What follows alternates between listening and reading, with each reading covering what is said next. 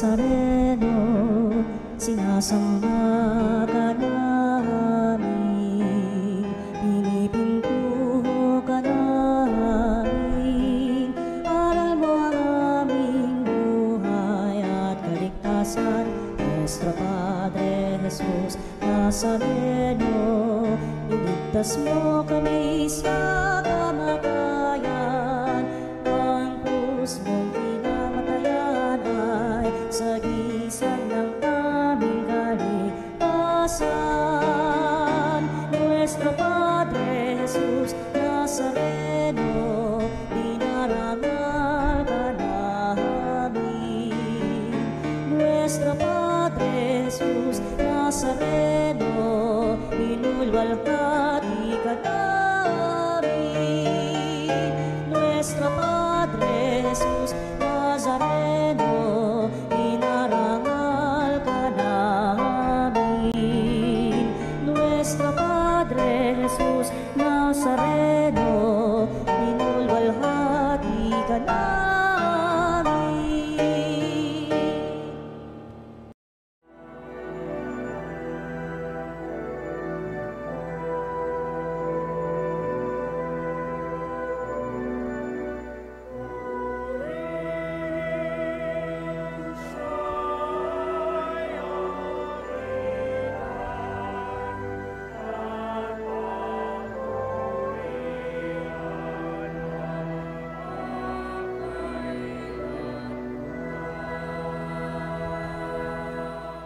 Sa ngalan ng Ama at ng Anak at ng Espiritu Santo. Amen. Sumainyo ang Panginoon. At sumaiyo rin. Mga kapatid, matapos anyayahan ni Jesus ang kanyang mga alagad na sumunod sa Kanya at ipahayag ang Kanyang tiwala sa kanila, pinapaalala din sa atin na ang Diyos ay hinihiling ang ating pagtitiwala sa Kanya.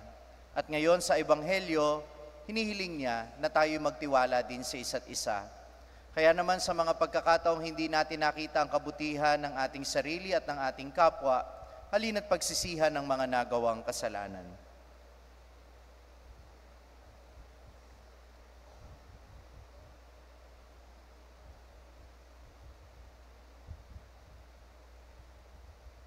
Inaamin ko sa makapangyarihang Diyos at sa inyo mga kapatid, na luba akong nagkasala sa isip, sa salita at sa gawa, at sa aking pagkukulang. Kaya isinasamo ko sa mahal na Birheng Maria, sa lahat ng mga anghel at mga banal, at sa inyo mga kapatid, na ako'y panalangin sa Panginoong ating Diyos. Kaawaan tayo ng makapangyarihang Diyos, patawarin tayo sa ating mga kasalanan, at patnubayan tayo sa buhay na walang hanggan. Amen.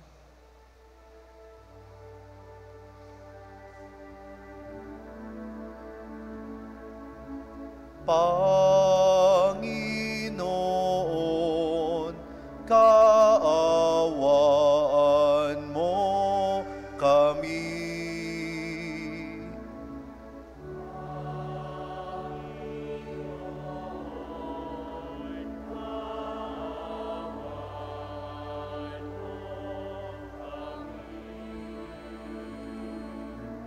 Kristo, kaawaan mo kami.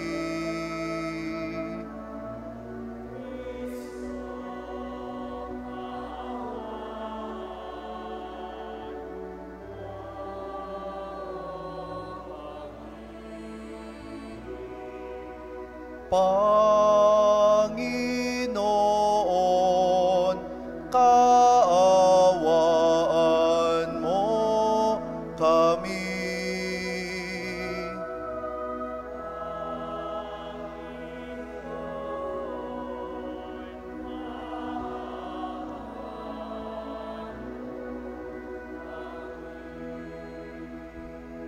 Papuri sa Diyos sa kaitaasan.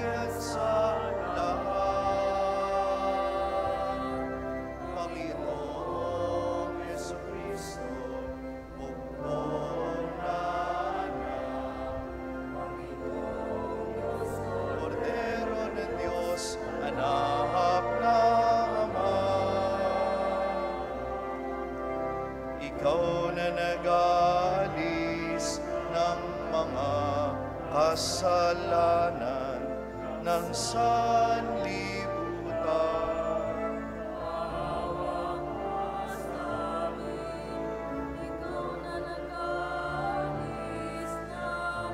At kasalanan ng sanlibutan,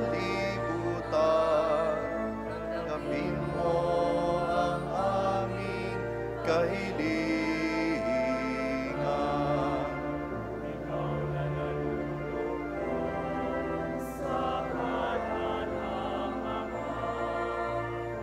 Maawa ka sa amin.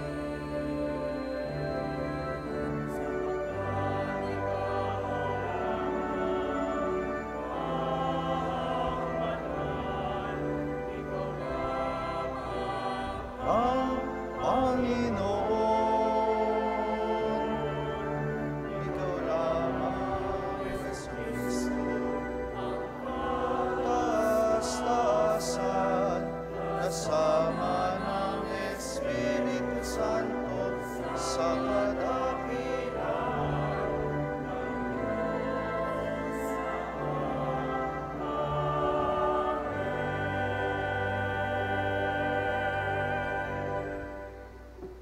Manalangin tayo.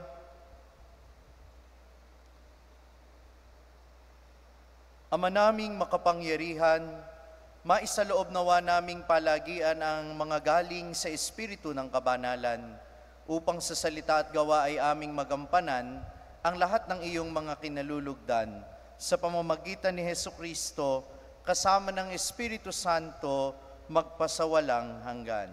Amen.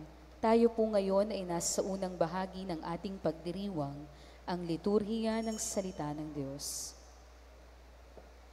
Sa unang pagbasa, isinasalaysay sa atin ang pagkakataon ni David na tapusin na ang buhay ni Haring Saul. Ayaw ni David na saktan ng sinumang hinirang at pinahira ng langis ng Panginoon. Ang salita ng Diyos mula sa unang aklat ni Samuel. Noong mga araw na iyon, lumakad si Saul kasama ang 3,000 piling kawal na Israelita upang hulihin si David. Kinagabihan, lihim na pinasok ni David at Abisai ang kampo ni Saul. Dinatnan nila itong tulog na tulog at napaliligiran ni Abner at ng buong hukukbo. Ang sibat nito ay nakaratak sa gawing ulunan. Sinabi ni Abisai kay David, "Niloob ng Diyos na mahulog ngayon sa mga kamay mo ang iyong kaaway. Kung ibig mo, tatarakan ko na siya ng sibat. Kapag nasaksak kong minsan iyan, hindi na kakailanganing ulitin." Ngunit sinabi ni David, "Huwag mong gagawin iyan. Malaking kasalanan ang magbuhat ng kamay sa hinirang ng Panginoon." Kinuha nga ni David ang sibat sa ulunan ni Saul at ang lalagyan ng inumin nito, at sila ay umalis. Isa man kina Saul ay walang nagising, pagkat pinahimbing sila ng Panginoon. Dumating at umalis sina David nang walang nakaalam. Pagdating ni David sa kabilang gulod, tumayo siya sa isang mataas na lugar. Sinabi ni David, "Narito ang inyong sibat, mahal na hari. Ipakuha ninyo rito sa isa ninyong tauhan. Ang taong tapat at matuwid ay gagantimpalaan ng Panginoon. Sa araw na ito ay niloob niyang mahulog kayo sa aking mga kamay, ngunit hindi ko maaaring pagbuhatan ng kamay ang hinirang ng Panginoon." Ang salita ng Diyos. Salamat sa Diyos. Salmong tugunan, ang ating mahabaging Diyos ay nagmamagandang loob. Tayo pong lahat, ang ating mahabaging Diyos ay nagmamagandang loob. Panginoon ay papurihan, purihin mo, kaluluwa. Ang pangalan niyang banal, purihin mo sa tuwina. Ikaw aking kaluluwa, ang Diyos ay papurihan, at huwag mong lilimutin yaong kanyang kabutihan. Ang ating mahabaging Diyos ay nagmamagandang loob. Ang lahat kong kasalanan ay siya ang nagpapatawad, at anumang aking sakit, ginagamot niyang lahat. Sa bingit ng kamatayan, ako ay inililigtas, at pinagpapala ako sa pag-ibig niya at habag. Ang ating mahabaging Diyos ay nagmamagandang loob. Kay ganda ng kalooban, mahabagin itong Diyos. Kung magalit ay banayad, kung umibig naman ay lubos. Kung siya ay magparusa, di katumbas ng pagsuway, di na tayo sinisingil sa nagawang kasalanan. Ang ating mahabaging Diyos ay nagmamagandang loob. Ang silangan at kanluran kung gaano ang distansya, gayong-gayon ang pagtingin sa sinumang nagkasala. Kung paano nahahabag ang ama sa anak niya, gayon siya nahahabag sa may takot sa kanya. Ang ating mahabaging Diyos ay nagmamagandang loob.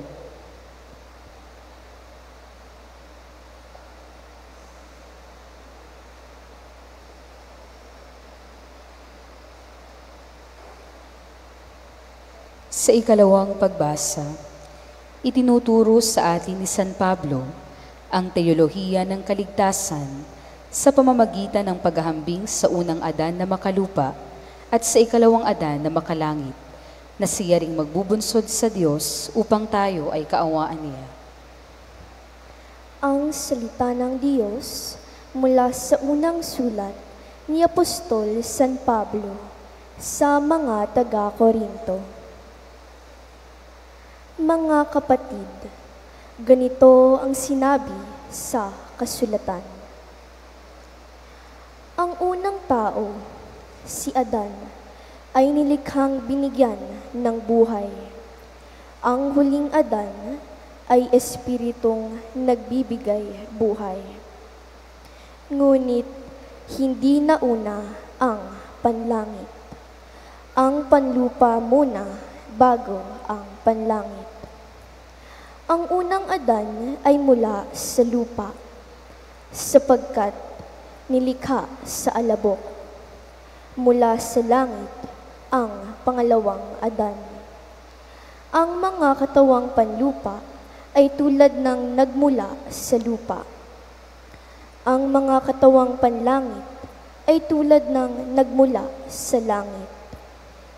Kung paanong tayo'y katulad ng taong nagmula sa lupa, darating ang araw na matutulad din tayo sa nanggaling sa langit.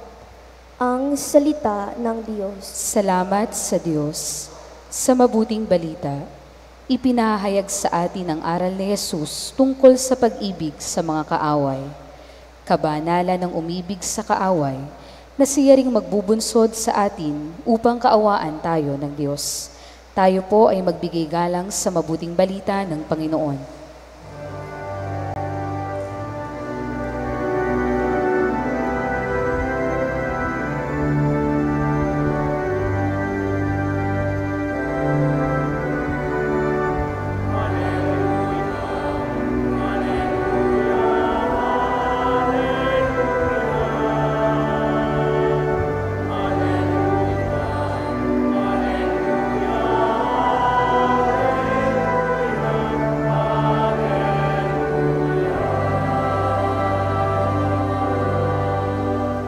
Sumainyo ang Panginoon. At sumaiyo Ang rin. mabuting balita ng Panginoon ayon kay San Lucas. Papuri sa iyo, Panginoon. Noong panahong iyon, sinabi ni Jesus sa kanyang mga alagad, "Sinasabi ko sa inyo, mga nakikinig, ibigin ninyo ang inyong kaaway. Gawan ninyo ng mabuti ang mga napupuot sa inyo. Pagpalain ninyo ang mga sumusumpa sa inyo, idalangin ninyo ang mga umaapi sa inyo. Kapag sinampal ka sa isang pisngi, iharap mo rin ang kabila. Kapag inaagaw ang iyong balabal, ibigay mo pati ang iyong baro. Bigyan mo ang bawat nanghihingi sa iyo, at kung may kumuha sa iyong ari-arian, huwag mo nang bawiin pa ang mga iyon. Gawin ninyo sa iba ang ibig ninyong gawin nila sa inyo. Kung ang iibigin lamang ninyo ay ang mga umiibig sa inyo, Ano pang gantimpala ang inyong hihintayin? Kahit ang mga makasalanan ay umiibig din sa mga umiibig sa kanila. At kung ang gagawan lamang ninyo ng mabuti ay ang gumagawa sa inyo ng mabuti, ano pang gantimpala ang inyong hihintayin? Kahit ang mga makasalanan ay gumagawa rin ito. Kung ang pahihiramin lamang ninyo ay ang mga taong inaasahan ninyong makababayad sa inyo, ano pang gantimpala ang inyong hihintayin? Kahit ang mga makasalanan ay nagpapahiram din sa mga makasalanan sa pag-asang ang mga ito'y makababayad. Sa halip, ibigin ninyo ang inyong mga kaaway at gawan ninyo sila ng mabuti. Magpahiram kayo na hindi umaasa ng anumang kabayaran. Sa gayon, malaking gantimpala ang tatamuhin ninyo at kayo'y magiging mga anak ng kataas-taasan. Sapagkat siya'y mabuti sa masasama at sa mga hindi marunong tumanaw ng utang na loob, maging mahabagin kayo gaya ng inyong Ama. Huwag kayong humatol at hindi kayo hahatulan ng Diyos. Huwag kayong magparusa at hindi kayo parurusahan ng Diyos. Magpatawad kayo sa inyong kapwa at patatawarin kayo ng Diyos. Magbigay kayo at bibigyan kayo ng Diyos, hustong takal, siksik, liglig at umaapaw pa ang ibibigay sa inyo. Sapagkat ang takalang ginamit ninyo sa iba, ay siya ring gagamitin ng Diyos sa inyo. Ang mabuting balita ng Panginoon. Pinupuri ka namin, Panginoong Hesukristo.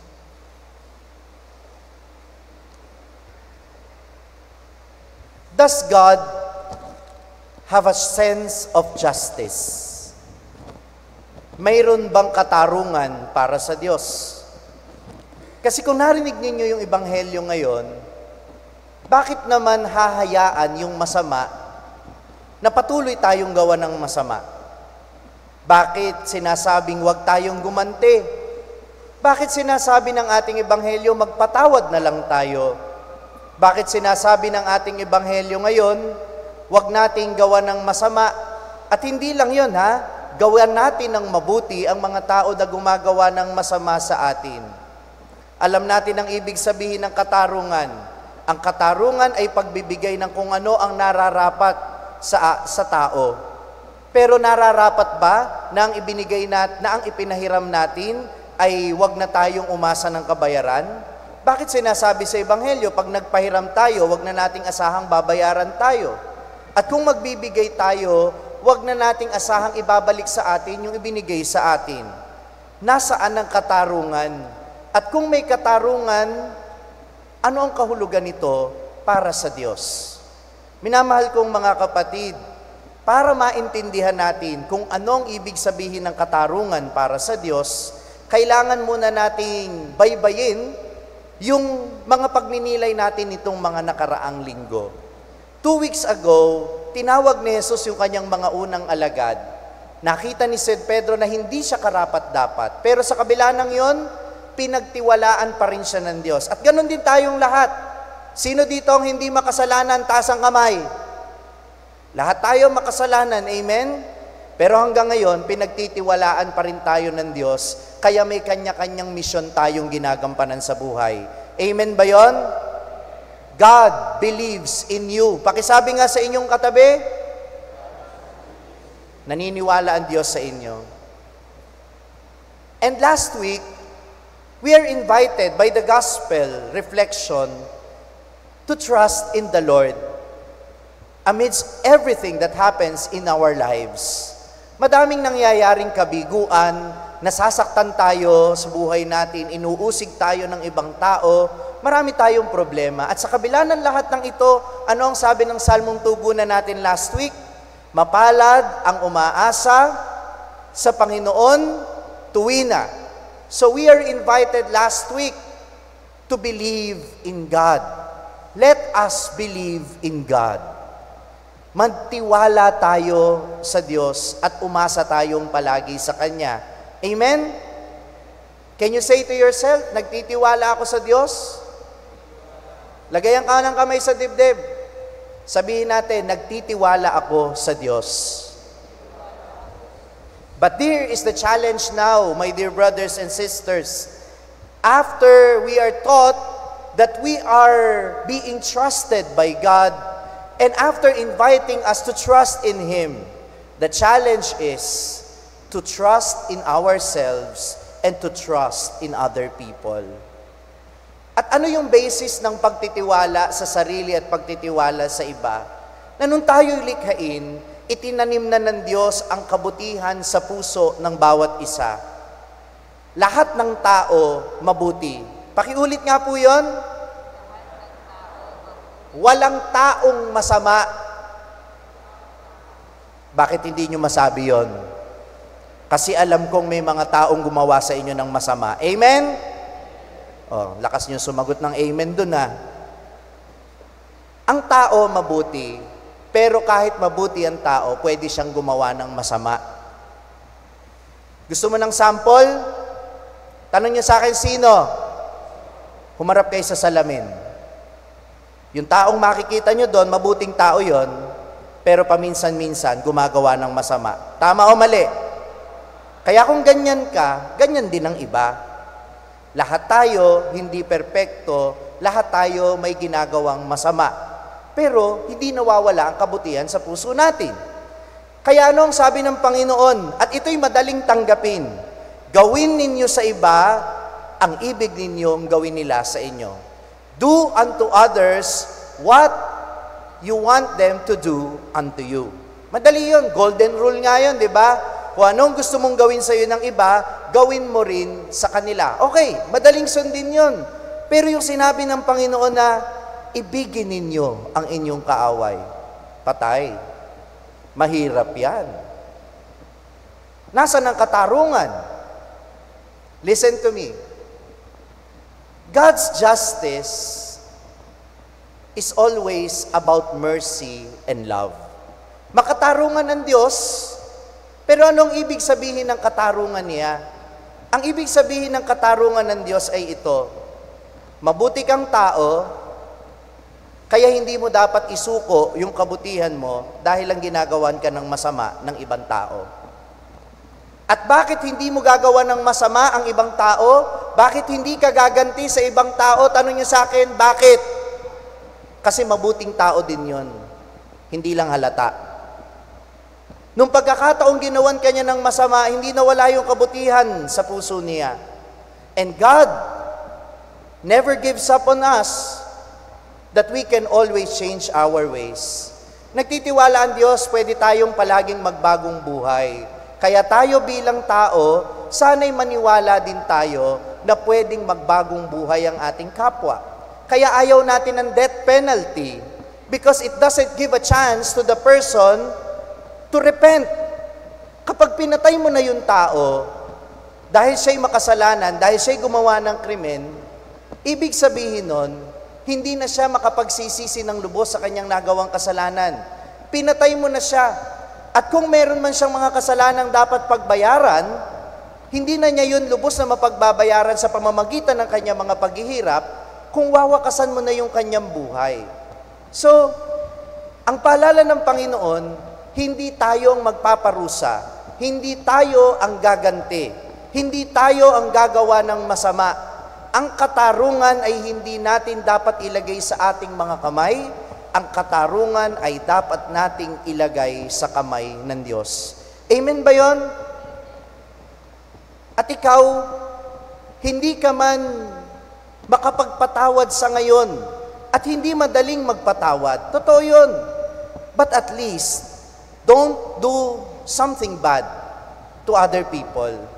Hindi ka man makapagpatawad, huwag ka na lang gumawa ng masama sa taong hindi mo mapatawad.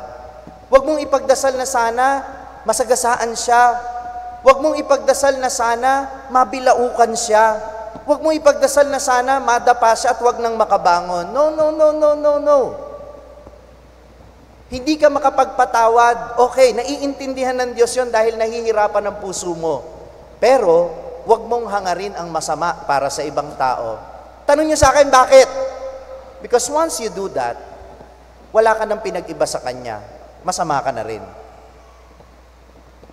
Are you getting my point? Mabuti kang tao at huwag mong isuko ang kabutihang nasa puso mo dahil ginagawan ka lang ng masama ng ibang tao. Amen? I learned this wisdom the hard way.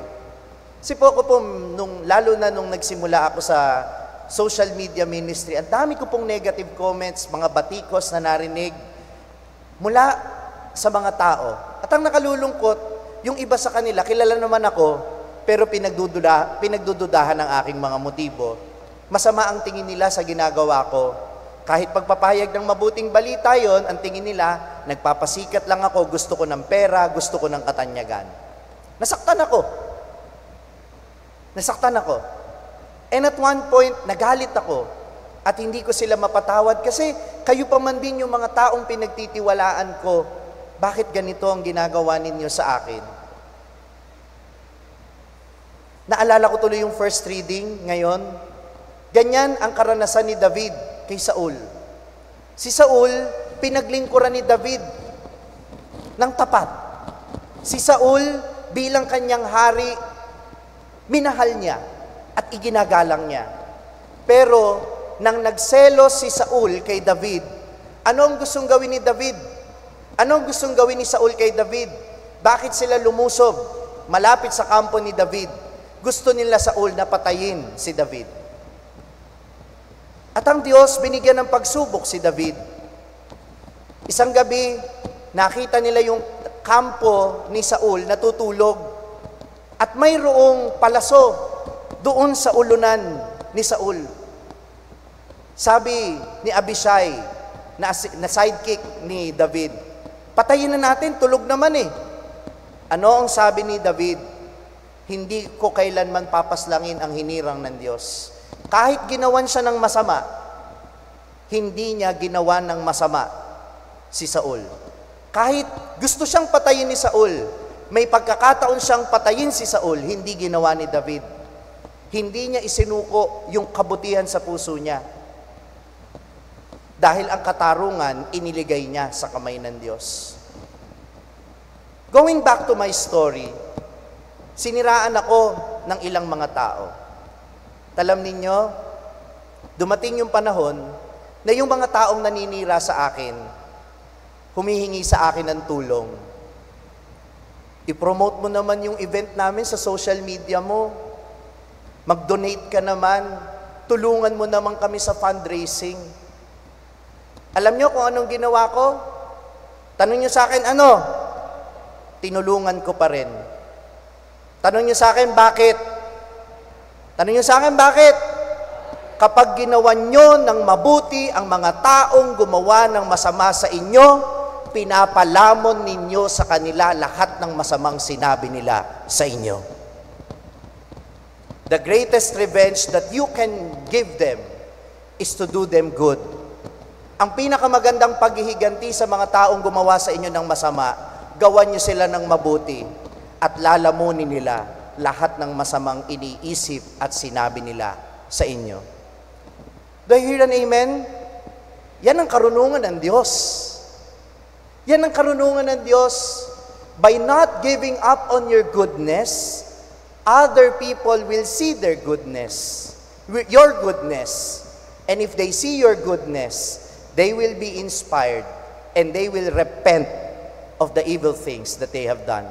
Pagsisisihan nila yung masamang ginawa nila at inisip nila sa inyo dahil nakita nila hindi naman kayo masamang tao. Amen? O, gaganti pa ba kayo? Mag-iisip pa ba kayo ng masama? Payong kaibigan, payong kapatid, makinig kayo. Huwag niyong istresin ang sarili ninyo sa mga taong hindi naman nai-stress sa inyo. Ipagpaubaya ninyo sila sa kamay ng Diyos at ang Diyos na ang bahalang humatol sa kanila. Amen ba yon? At ikaw, ipagpatuloy mong paggawan mong mabuti sapagkat ikaw pinagtiwalaan ka ng Diyos. Mabuti kang tao at pagtiwalaan mo ang kabutihang inilagay ng Diyos sa puso mo. Amen? Ipagdasal mo sila dahil darating ang pagkakataon, ang kabutihang itinanim ng Diyos sa puso nila, lulutang at lulutang din yon. Maaring hindi ngayon, pero sa kanyang takdang panahon. Amen? Ngayong mga araw na ito, inaalala natin ng isang napakagandang pagyugto sa kasaysayan ng Pilipinas na ang kabutihang loob ng mga Pilipino ay nakita ng buong mundo. At ang tinutukoy ko ay ang EDSA Revolution. Wag mag-auto shutdown yung isip ng iba. Ha? Makinig kayong mabuti. Because EDSA Revolution is not a political revolution. Hindi ito laban lang sa isang apelido. Hindi ito laban lang para sa Aquino at hindi ito laban sa mga Marcos. Hindi. Remember that EDSA Revolution is a fruit of the people's frustration because of the many abuses committed during martial law. Bago ang EDSA Revolution, dito sa Bulacan, 1982, mayroong 5 kabataang pinatay dahil sila'y nakikipaglaban para sa karapatan ng mga manggagawa at nilalabanan nila ang mga pang-aabuso na ginagawa ng ilang mga tao sa pamahalaan. Isang gabi na nagpupulong po ang mga kabataan noon na sina Danilo Aguirre, Edwin de Guzman, Borlongan, Teresita Evangelista Llorente at Renato Turia Manimbo. Nagpupulong sila ng tahimik sa isang bahay sa Kalumpit. Dinakip silang 5 ng mga militar. At kinabukasan, saan sila natagpuan? Sa gilid ng munisipyo sa San Rafael, duguan, tadtad ng bala at wala ng buhay. Ang misa ng 3 sa kanila, alam niyo kung saan ginawa, kung saan, bago sila ilibing, saan sila minisahan? Tanong niyo sa akin, saan? Sa simbahang ito. 9 na pari ang nagmisa upang humingi ng katarungan para sa ginawa sa kanila. Huwag niyong isipin na si Benigno Aquino lang ang dahilan kung bakit nagpunta ang mga tao sa EDSA. Ang 5 kabataang ito ay naging susi para magising ang diwa ng mga Bulakenyo na hindi dapat matapos, na hindi natin dapat pahintulutan ang pang-aabusong ito. Kailangan nating magsalita. Kailangan nating pigilan ang mga pang-aabusong ito sa kapangyarihan. Kaya nang nagpatawag si Cardinal Sin ng prayer vigil sa EDSA, kailan? February 22, 1986. 39 years ago. Ang hiling niya, hindi saktan ang Pangulo, hindi gantihan ang mga sundalo. Ang panawagan niya, hindi gumanti sa mga gumawa ng masama. Ano ang panawagan niya? Magdasal, magdasal, magdasal. Sapagkat kung mayroong maggagawad ng katarungan, iyon ay ang Diyos. And justice for God is not revenge. Justice for God is bringing out the best in people. Ang katarungan para sa Diyos ay hindi mapasama yung mga taong gumagawa ng masama. Ang katarungan para sa Diyos ay anyayahan na maging mabuti ang mga tao. Kaya ano ang katarungang nangyari nung EDSA Revolution? Nagising ang mga taong natutulog. Kahit yung mga sundalo na dati sumusunod lang sa utos ng diktador, mga sundalo na bulag na sumusunod, unti-unti bumaliktad sila. Bakit? Sa pamamagitan ng panalangin ng sambayan ng Pilipino, nabago ang puso ng mga sundalo. At hindi lang yun, sa bisa ng panalangin ng sambayan ng Pilipino, nabago ang puso ng Pangulong Marcos at umalis siya sa Malacanang. Palakpakan natin ang sambayan ng Pilipino. This is not just about people power. This is about God's power at work in His people. Kaya ang pagtalikod sa EDSA at ang pagbabago ng kwento tungkol sa EDSA, kailan may hindi naaayon sa layunin ng Diyos. Father, ang sabi ng Ebanghelyo, magpatawad. Bakit hindi na lang natin kalimutan? Hey, forgiveness is not about forgetfulness.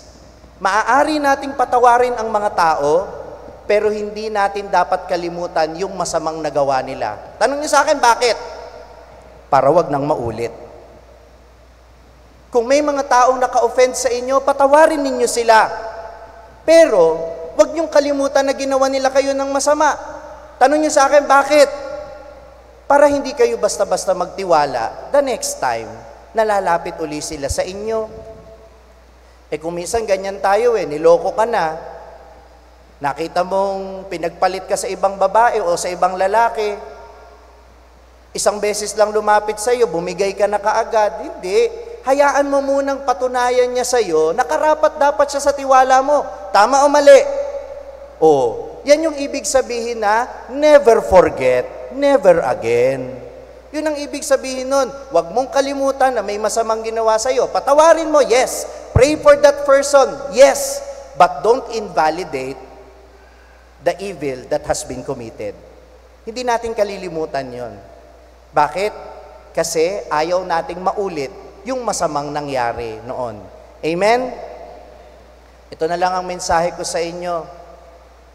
Maniwala tayo sa kabutihang loob ng mga tao. Pero hanggat wala pa silang napapatunayang kabutihang loob sa atin, sana wag din tayo kaagad basta-basta magtitiwala sa kanila. And I'm talking about the upcoming Philippine election.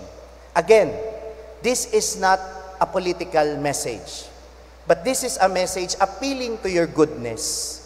Minsang nagtagumpay ang kapangyarihan ng Diyos dahil sa mabuting loob ng mga Pilipino. Ibangon natin muli ang bansang Pilipinas sa pamamagitan ng inyong mabuting loob. Ang isipin ninyo ay hindi lang yung gusto ninyo. Ang isipin ninyo ay ang kapakanan ng bayan.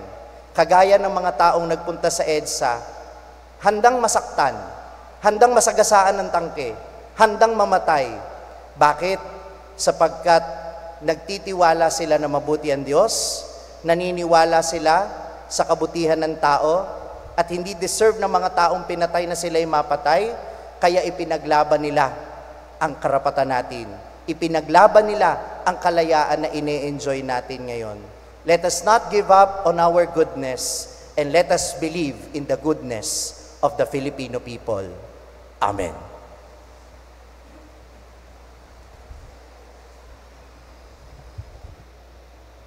Magsitayo po ang lahat. Sumasampalataya ako sa Diyos amang makapangyarihan sa lahat, na may gawa ng langit at lupa. Sumasampalataya naman ako kay Jesucristo, isang anak ng Diyos, Panginoon nating lahat. Nagkatawang tao siya lalang ng Espiritu Santo, ipinanganak ni Santa Mariang Birhen, pinagpakasakit ni Poncio Pilato, ipinako sa krus na matay, inilibing, nanaog sa kinaroroonan ng mga yumao, nang may ikatlong araw na buhay na maguli, umakyat sa langit, naluklok sa kanan ng Diyos amang makapangyarihan sa lahat. Doon magmumulang paririto at huhukom sa nangabubuhay at nangamatay na tao. Sumasampalataya naman ako sa Diyos Espiritu Santo, sa banal na simbahang katolika, sa kasamahan ng mga banal, sa kapatawaran ng mga kasalanan, sa pagkabuhay na mag-uli ng nangamatay na tao, at sa buhay na walang hanggan. Amen. Hilingin natin sa amang mahabagin na turuan tayong mahabag at magpatawad.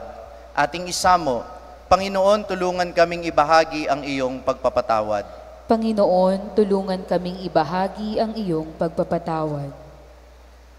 Para maging huwaran sa pagmamahal sa kaaway, ang mga Kristiyano, manalangin tayo sa Panginoon. Panginoon, tulungan kaming ibahagi ang iyong pagpapatawad.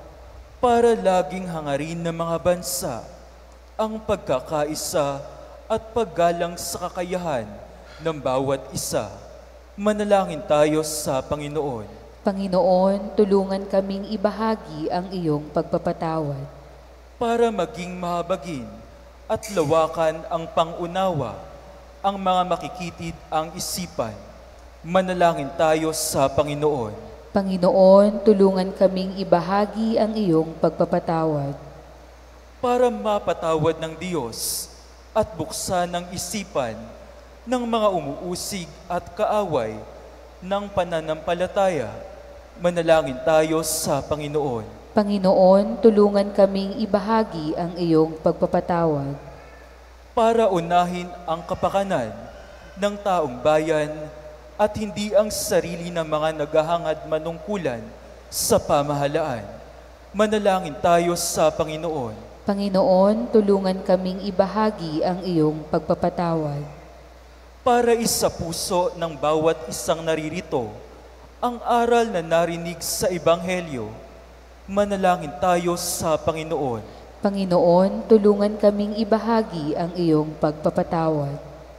Para kahabagan ng Panginoon ang mga yumao sa kabila ng kanilang kahinaan at pagkukulang.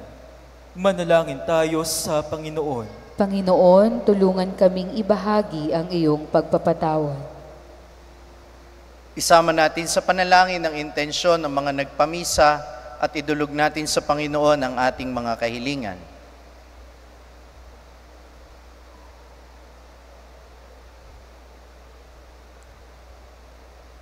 Amang maawain, ikaw ang aming huwaran sa pag-ibig at pagpapatawad.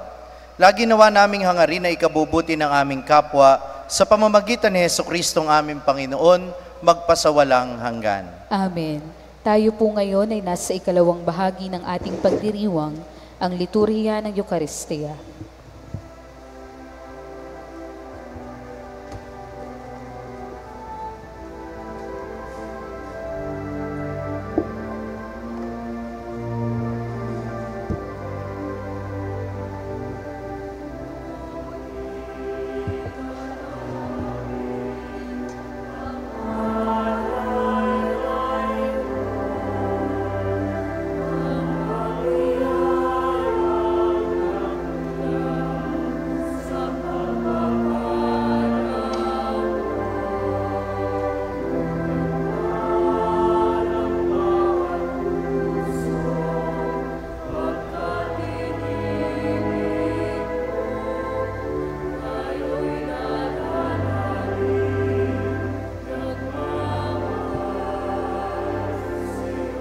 Magsitayo po ang lahat.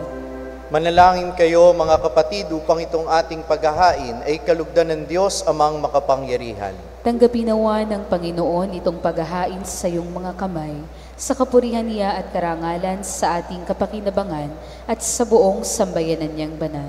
Ama naming lumikha sa pagganap namin ng banal na pagdiriwang upang ikaw ngayoy aming paglingkuran. Hinihiling naming naway mapakinabangan ang aming inihahain sa iyong karangalan sa pamamagitan ni Jesucristo, kasama ng Espiritu Santo magpasawalang hanggan. Amen. Sumainyo ang Panginoon. At sumaiyo Itaas sa rin. Diyos ang inyong puso at diwa. Itinaas na namin sa Panginoon. Pasalamatan natin ang Panginoong ating Diyos. Marapat na siya ay pasalamatan. Ama naming makapangyarihan, tunay ngang marapat na ikaw ay aming pasalamatan sa pamamagitan ni Jesucristo na aming Panginoon.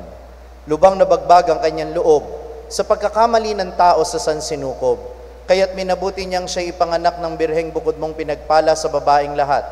Sa labi ng imbing kamatayan kami inagaw ng namatay mong anak. Sa pagkabuhay niya kami kanyang binuhay upang kaugnayan namin sa iyo'y huwag magwakas. Kaya kaisa ng mga anghel na nagsisiawit ng papuri sa iyo, nang walang umpay sa kalangitan, kami nagbubunyi sa iyong kadakilaan.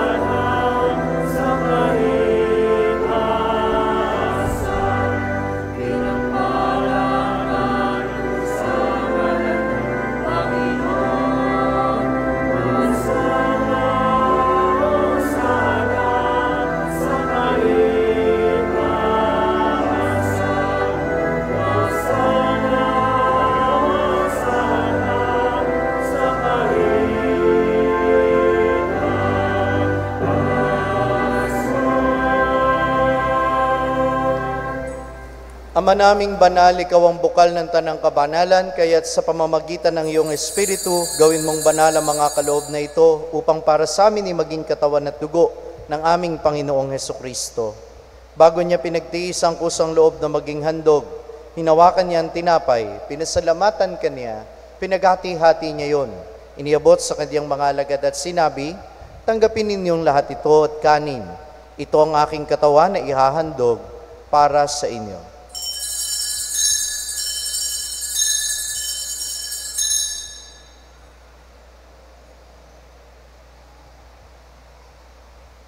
Gayun din naman, matapos ang hapunan, hinawakan niya ang kalis, muli kanyang pinasalamatan.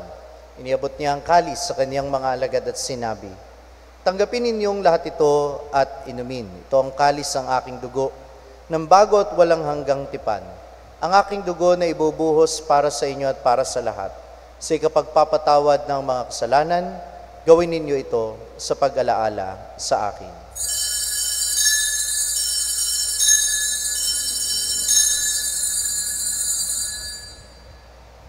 Magsitayo na po ang lahat. Ipagbunyi natin ang misteryo ng pananampalataya.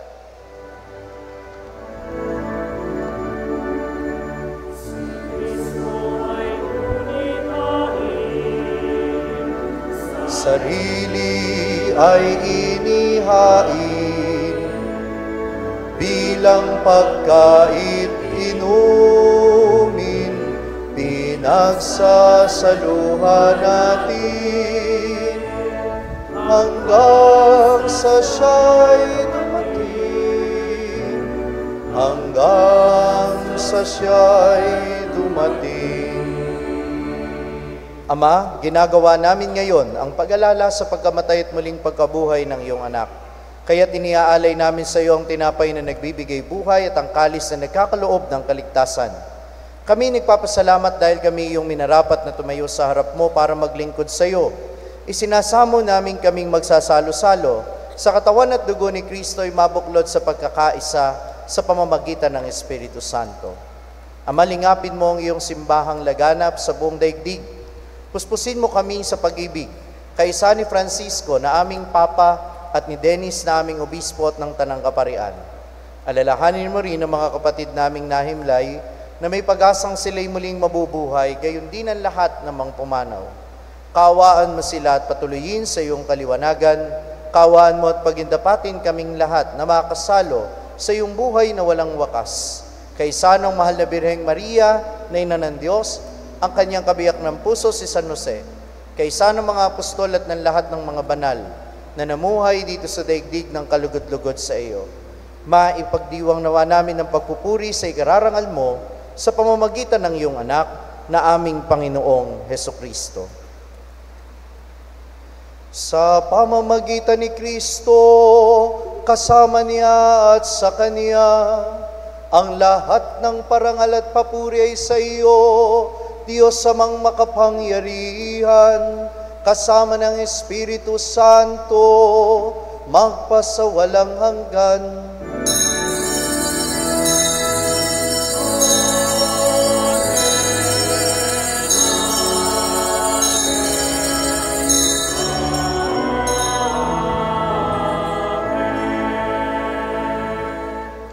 Sa tagubili ng mga nakagagaling na utos at turo ni Jesus na Panginoon natin at Diyos, ipahayag natin ng lakas loob.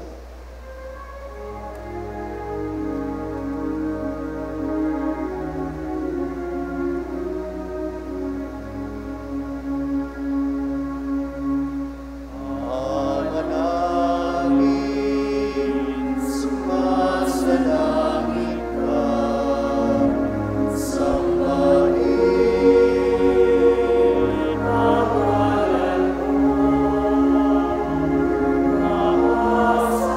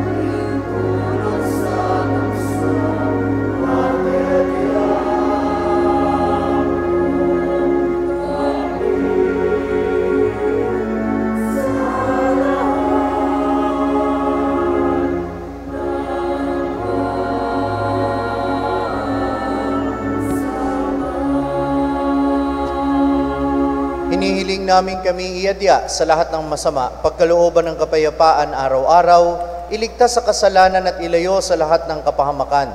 Samantalang aming pinananabikan ng dakilang araw ng pagpapahayag ng tagapagligtas naming si Jesucristo.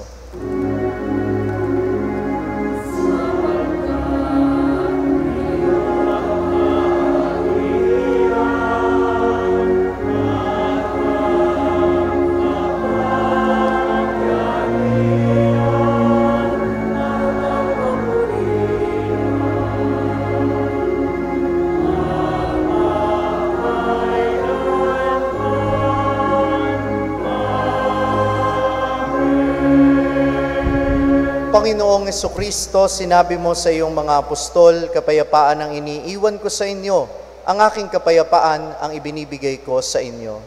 Tunghayan mo ang aming pananampalataya at huwag ang aming mga pagkakasala. Pagkalooban mo kami ng kapayapaan at pagkakaisa ayon sa iyong kalooban, kasama ng Espiritu Santo, magpasawalang hanggan. Amen. Ang kapayapaan ng Panginoon ay lagi nawang sumainyo. At sumaiyo rin. Magbigayan kayo ng kapayapaan sa isa't isa.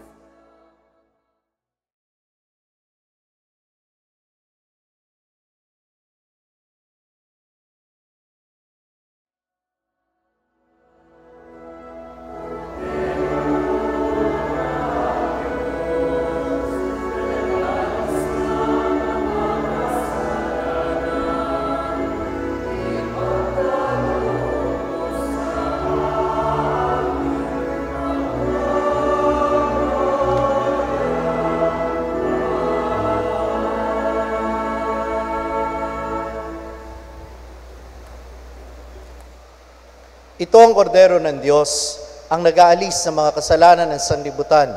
Mapalad ang mga inaanyayahan sa kanyang piging. Panginoon, hindi ako karapat-dapat na magpatuloy sa iyo, ngunit sa isang salita mo lamang ay gagaling na ako.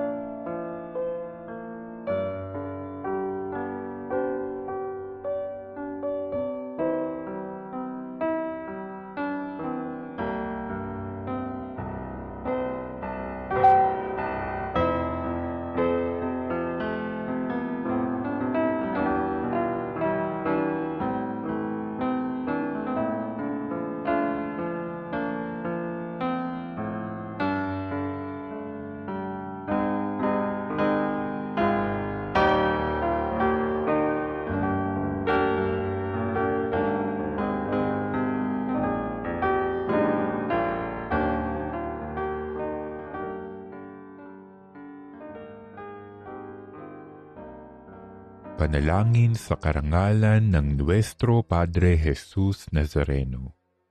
O Jesus Nazareno, katamis-tamisan naming manunubos, sa harap mo ngayon naririto kami't nangangayupapa at nagsisisi ng taos-puso sa aming pagiging walang turing sa iyo at paglimot sa di mabilang na mga biyaya mo, lalong-lalo na yaong mahalagang biyaya ng pagtutubos. Dinaramdam namin at pinagsisisihang labis, Panginoon ko, ang pagkakasala namin sa iyo. Ikinalulungkot namin ang pagiging dahilan ng pagpapasan mo ng krus na iyan sa gitna ng mga hirap at kapaitan, hanggang sa inihandog mo ang iyong buhay sa bundok ng Kalbaryo, sa pagkaibig mo lamang na matubos kami at ang sangkatauhan mula sa sala. Pakabanalin mo, O Panginoon, ang aming pagnanais at ipagtanggap mo sa amin ang iyong biyaya. Maging tagapamagitan nawa ang iyong ina, ang kalinis-linisang Birheng Maria.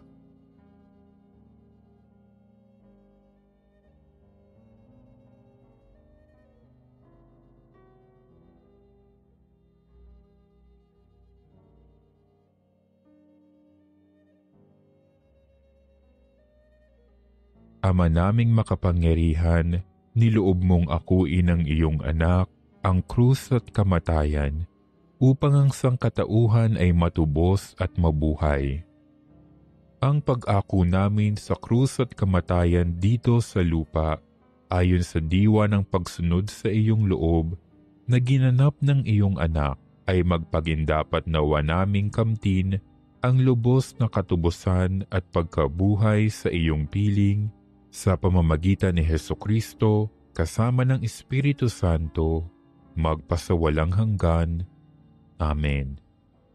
Nuestro Padre Jesus Nazareno, Panginoon namin at Diyos, kaawaan mo kami. Manalangin tayo. Ama naming mapagmahal, pagkaloob mong aming mapakinabangan ang dulot na kaligtasan ng aming pinagsaluhan bilang sangla ng iyong tiyak na pagsagip sa tanan. Sa pamamagitan ni Hesukristo kasama ng Espiritu Santo, magpasawalang hanggan. Amen. Ng pasasalamat.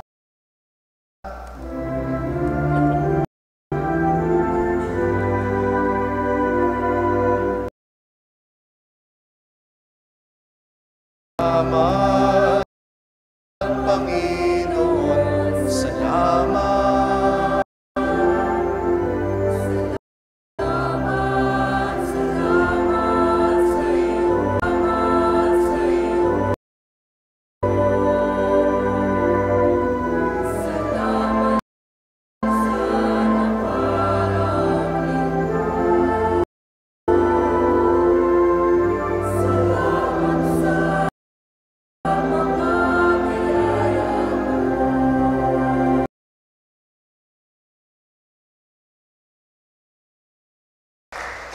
Magsitayo na po ang lahat. Kagaya ng nabanggit ni Brother, nais kong ibalita sa inyo na noong nakaraang Lunes ay inanunsyo ng ating mahal na obispo na ang ating kura paroko ay isa sa mga ginawaran ng Santo Papa Francisco ng karangalan bilang papal chaplain. At simula po noong Lunes ay sila po kasama ang 5 pang mga pari, 6 po sila na hinirang, ay tinatagurian na nating Monsignor. Kaya ipagdasal po natin ang ating kura paroko, si Reverend Monsignor Domingo Salonga.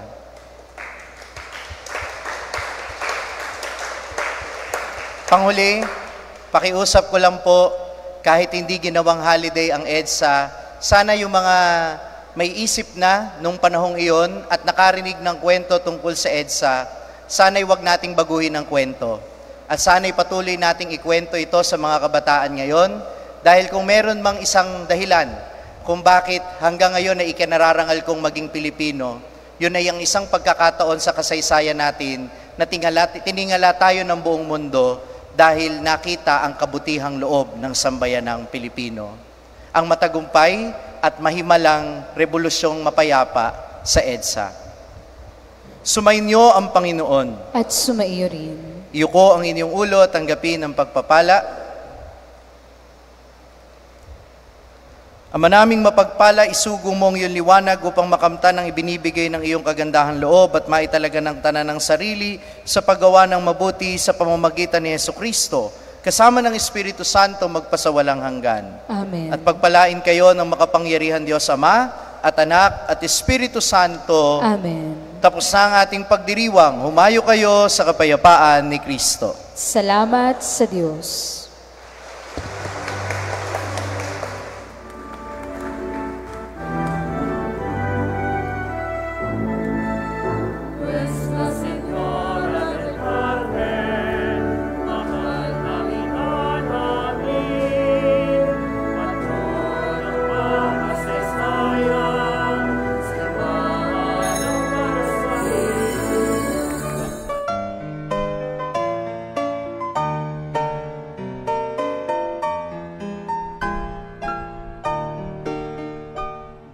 Nuestro Padre Jesus Nazareno, sinasamba ka namin, pinipintuho ka namin, aral mo ang aming buhay at kaligtasan. Nuestro Padre Jesus Nazareno, iligtas mo kami sa kamatayan, ang krus mong pinamatayan ay sagisag ng aming kaligtasan. Nuestro Padre Jesus Nazareno, dinarangal ka namin. Nuestro Padre Jesus Nazareno, inulwalhati ka namin. Nuestro Padre Jesus Nazareno, inarangal ka namin. Nuestro Padre Jesus Nazareno, inulwalhati ka namin.